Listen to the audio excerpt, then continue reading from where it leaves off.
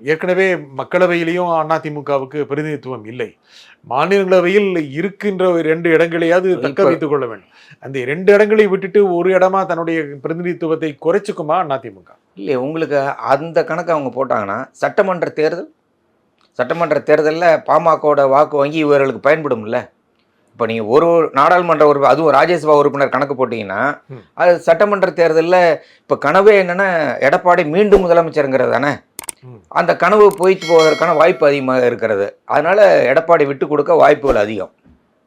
அன்புமணிக்கு விட்டு கொடுக்க வாய்ப்புகள் அதிகம். அன்புமணிக்கு விட்டு கொடுத்தாருன்னா அவர் எம்பி ஆயிடுவார். அமைச்சராகவும் வாய்ப்பு இல்லை என்று சொல்ல முடியாது. இல்லை, பல முயற்சிகள் நடந்தது. அதாவது 2வது தடவை அல்லது பாராளுமன்ற தேர்தல் முடிந்ததற்கு பிறகு அன்புமணியை அமைச்சராக்குவதற்கு பல்வேறு விதமான பேச்சுவார்த்தையெல்லாம் நடைபெற்றது. இங்கேருந்து ஜி.கே. மணிலாம் கூட போய் பேசிட்டு வந்தாங்க. ஆனால் பாஜக ஏற்றுக்கொள்ளவில்லை. என்ன காரணம்? அது காரணம் அவர்களே தான் கேட்கணும், எனக்கு தெரியாது. ஆனால் முயற்சி செய்தார்கள். அப்படி தான் மந்திரியாகவும் இருந்தார்கள்.